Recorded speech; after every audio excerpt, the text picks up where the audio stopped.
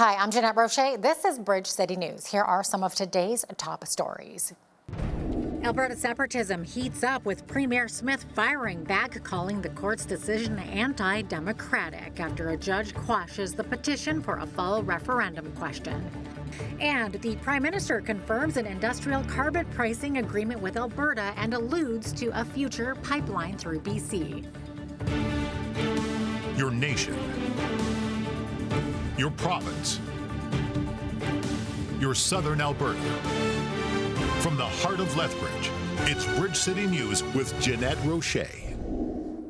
Thanks so much for joining us. The discussion around Alberta separatism has heated up with a controversial court ruling and the Premier saying the province will appeal. On Wednesday, Court of King's Bench Justice Shayna Leonard threw out the Chief Electoral Officer's approval of a petition submitted by the group Stay Free Alberta. That petition would open the door for a fall referendum on separation. The judge ruled that the province had a duty to consult with First Nations and didn't. Leonard ruled the referendum petition should never have been issued, but Premier Danielle Smith says the judge's decision was anti-democratic and that her government will appeal.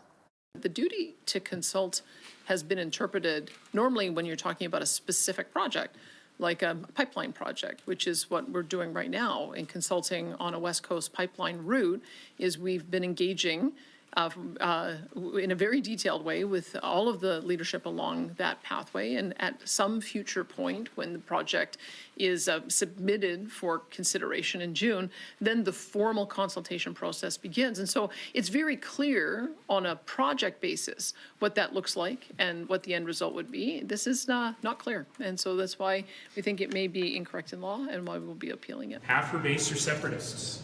People in her caucus are separatists. And she has pandered to them, she has played with them, she has refused to even say they ought not to have exposed Jason Kenney to threats on his life. She couldn't even say that.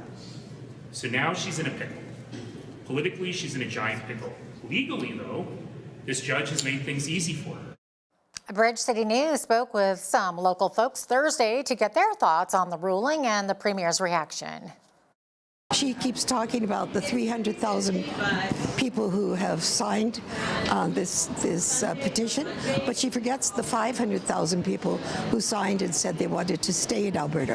What about those people whose position is not being put forth? I think she should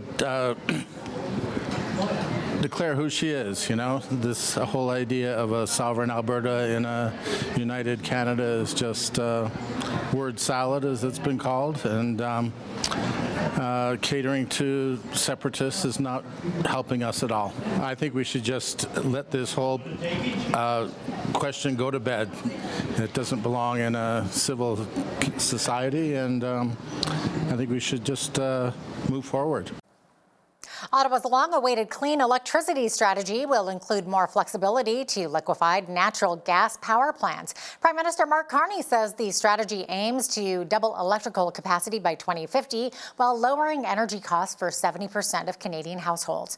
Construction is expected to cost more than $1 trillion, and the government says public dollars will be used to cover some of the costs. The PM also confirmed a new industrial carbon pricing agreement with Alberta and referenced a future pipeline.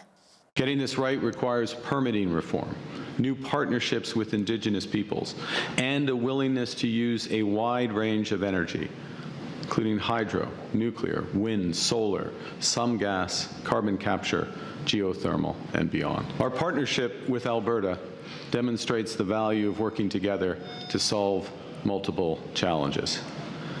Building on our November MOU, Canada and Alberta have recently signed a cooperation agreement to get major infrastructure projects built faster. And Alberta has committed to reduce methane emissions by 75% over the next decade. We'll announce tomorrow an implementation agreement which includes strengthening industrial carbon pricing to send clear investment signals and to reward decarbonization. This is essential to our clean electricity agenda. To create the conditions to build the clean grid of the future, we need a carbon pricing market that actually Carney also announced the government will review and amend the previous Trudeau government's controversial clean electricity regulations. Those regulations were finalized in 2024 with the goal of achieving deep emissions reductions in the electricity sector by 2050. U.S. President Donald Trump is in Beijing for a 3-day summit with Chinese President Xi Jinping. The pair met for about 2 hours behind closed doors at the Great Hall of the People after an elaborate welcome ceremony. Later at a state dinner, President Xi talked about the importance of the China-U.S. relationship. 今天我同特朗普总统就中美关系和国际及地区形势深入交换意见。我们一致认为，中美关系是当今世界最重要的双边关系，只能搞好，不能搞坏。两国合则两利，斗则俱伤，应该成为伙伴而不是对手。我们同意构建中美建设性战略稳定关系，推动中美关系稳定、健康、可持续发展。 Trump and Xi are still far apart on some thorny issues, including the war in Iran, trade disputes, and Washington's relations with Taiwan, which is self-ruled, but which China claims as part of its territory. It's being reported that behind closed doors, President Xi warned Trump that their two countries could clash over Taiwan if the issue is not handled properly. Back here at home, with classrooms bursting at the seams, the Alberta government is hiring more teachers. $200 million from the new class size reduction grant will go to 61 school divisions. The funding is part of the $300 million announced in Budget 2026 to deal with classroom complexity. The funding will support the hiring of more than 1,400 teachers in grades K through 9 to help reduce class sizes and improve learning conditions in increasingly complex classrooms. This investment will take our provincial class size average down significantly from 25 currently to 22. While all public, separate, and francophone school boards will receive more funding, the distribution will differ, as some school boards have larger class sizes than others. Funding is targeted to schools that have the greatest number of core subject classrooms exceeding the high threshold for class size, with the goal of bringing all classes into the low or medium range.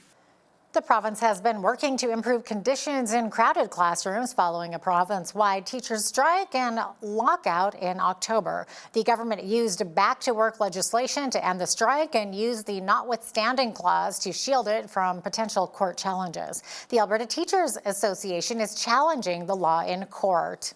As for this latest funding announcement, Alberta Teachers Association President Jason Schilling says he's glad to see the money going towards some of the most overcrowded classrooms.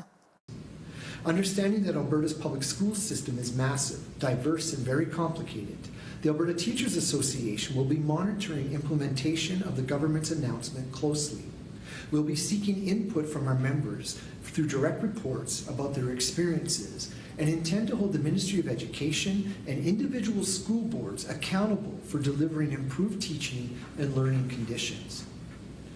Moving forward, it's important that the very different challenges faced by schools serving rural communities are not disregarded. I'll also note that we need to see government move within the next year on addressing the very needs and the concerns of high school students in grades 10 to 12. Schilling says the funding needs to be maintained for years to come, adding problems are not going to be solved by a magic one-year Band-Aid of funding and then have that money taken away in subsequent years. A growing debate over the future of Lethbridge's integrated fire EMS system took center stage at today's Southern Alberta Council on Public Affairs discussion, or SACPA, as firefighters warned provincial EMS changes could prioritize cost savings over public safety. We're worried about what tomorrow looks like for a system we've been providing for 114 years. On the worst day of your life, you expect that paramedics and firefighters will be there to help you and your family. And the reality is that based on what's happening, that could change. This integrated service needs to remain in Lethbridge, that cutting costs will cost lives. There will be less ambulances available, less trained practitioners on those ambulances, gaps in the system, longer response times. There will be lives lost. I am willing to pay for it with my taxes if necessary. As this past Sunday morning, I looked out my window at 5:30 to see an ambulance and a fire truck visiting the home of my neighbor. Issues happen, you must call 911 and you must have a response. If an ambulance is not available, then I would love a fire department truck to come with the advanced care paramedic. We need response times to be quick, to save lives. In my experience, when I've seen the ambulance being called, the EMS being called, most of the time the first vehicle that comes is a fire engine. The ambulances are tied up, they're sitting at the hospital, waiting for patients to be seen, etc. So it's urgent to have EMS and the paramedic arrive as soon as possible. So if an ambulance is not around, it's the fire department that comes with the fire engine, and all these fighters are paramedics also, so they can attend to the emergency. Something that's been working so well for so long that the province should support it. It is the province's responsibility to provide medical care. The integrated fire EMS model has been serving Lethbridge for 114 years. The University of Lethbridge is a little greener thanks to the efforts of numerous community partners and volunteers, as well as some federal grant money. BCN's Naveen Day has the details. New native plant gardens have been installed in 3 locations on the University of Lethbridge campus. Each garden features drought-tolerant native plant species, many of which have medicinal or edible values. Now, this is thanks to the collaborative efforts of Environment Lethbridge, the Lethbridge Public Interest Research Group, or LPIRG, and other partners and volunteers. On Monday, volunteers began weeding, digging, raking, and planting the first of 3 garden beds. Each new garden will feature a variety of native plants, such as saskatoons, golden currants, and local wildflowers. Each of the different plant species were chosen for their drought resilience and their importance as indigenous medicinal or edible plants. Obviously, water conservation is top of mind for lots of people in Lethbridge, and so if we can provide examples to people that native species not only grow really well here, but they're beautiful, and a lot of them have edible benefits as well, then that's just another way we can showcase some of our amazing local biodiversity. Prior to the start of Wednesday morning's planting, a special Indigenous prayer was held that involved the consumption of a Saskatoon berry soup. Shelby Zubak is the executive director with LPIRG, which is a student-funded, student-governed nonprofit with a mission to support students in transforming their social concerns into effective actions. Zubak says true reconciliatory practice is at the heart of this project. We talk about truth and reconciliation quite a bit, but we don't see opportunities of that exemplified. That starts not only with relationship with one another, but again, relationship with the land. A lot of these plants are traditional, they're medicinal, they're edible, they're from this landscape, and it really provides, again, that tangible example of what's possible and what that can look like. This project is funded from Green Communities Canada's Living Cities Canada Fund. For Bridge City News, I'm Naveen Day. Thanks so much for that, Naveen. Well, today, over 80 graduating high school students who took part in the Registered Apprenticeship Program, or RAP, were honored during the annual apprenticeship celebration. The event was hosted by Careers, the Next Generation, in partnership with Build, Lethbridge Region, the Lethbridge Construction Association, and the Lethbridge Construction Safety Committee.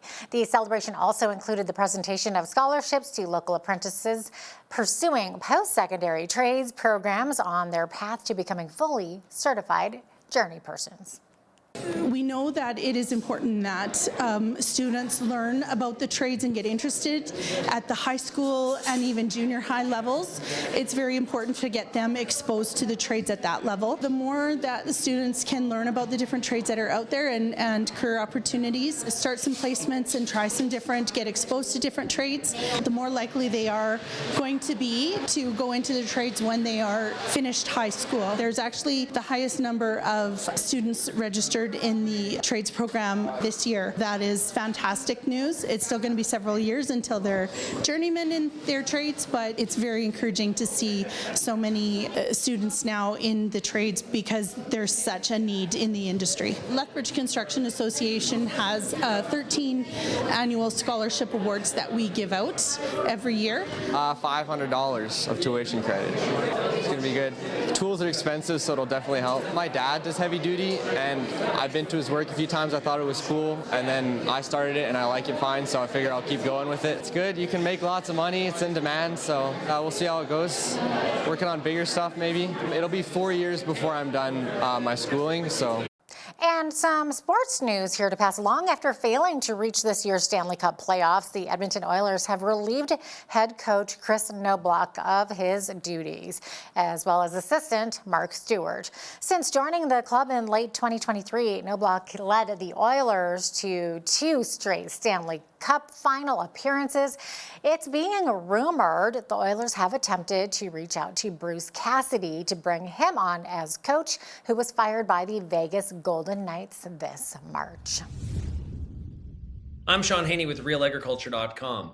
New equipment sales in Canada are telling a tale of 2 markets this spring.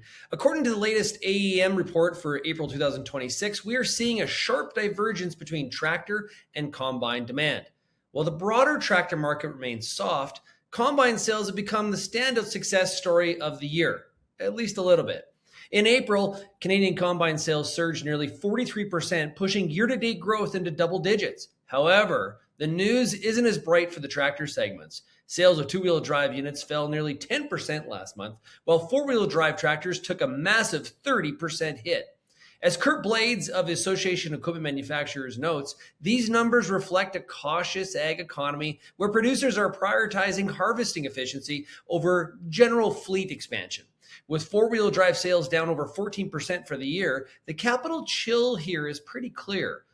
For Canadian producers, 2026 is becoming a year of targeted investment where the focus is squarely on the finish line at harvest rather than the power that's in the yard. For Bridge City News, I'm Sean Haney with RealAgriculture.com. While the Prime Minister was announcing an expansion of Canada's electrical grid Thursday, Japanese automaker Honda announced it has indefinitely suspended its $15 billion Canadian electric vehicle plant in Ontario. Honda says it made the decision in response to evolving business conditions, a change in external resource strategy, and shifting customer demand. It says this decision does not affect the current employment or production levels at its existing manufacturing facility in Alliston, Ontario. But Prime Minister Mark Carney calls it disappointing. It's a decision that reflects the broader strategic position and financial position of that company. It's part of a global series of decisions that they've taken. I think what's clear and has only been reinforced by the spikes in gasoline and prices and worldwide and the volatility of those prices. You know, electricity prices aren't moving all around, is that plus technological developments, the shift towards lower emission vehicles is certainly progressing globally and likely to progress here. But those are choices of Canadians. Those are choices Canadians will make. Algoma Steel CEO Rajat Marwah says the company incurred $27.4 million in direct tariff costs during the first quarter. Marwah says U.S. tariffs on steel imports continue to define its operating landscape as the company's net loss widened during the quarter. It's reporting a net loss of $159.4 million for the quarter compared with a net loss of $24.5 million a year earlier.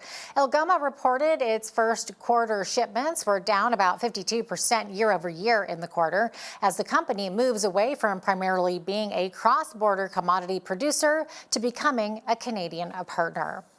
And now here's a look at today's markets. The TSX was up 226 points on the day to 34,268. The Dow was up 370 to 50,063. The S&P 500 was up close to 57 to 7501, and the Nasdaq was up 232 points to finish at 26,635. West Texas Intermediate Oil was up 15 cents to 101.17 US per barrel. Natural gas was up 6 cents to 292 US. Gold was down 35.28 to 46.5120 US an ounce, and silver was up $3.99 to 83.46 US an ounce. Feed wheat is at $8.79 per bushel. Barley is at $7.14. Canola is at $16.64, and corn is at $7.80 per bushel. Live cattle June contract was down 73 cents to 252.08. Feeder cattle were up 25 cents to 367.58. Lean hogs were down 45 cents to $90.45. And the Canadian dollar was down slightly over the past 24 hours at 72.90 US.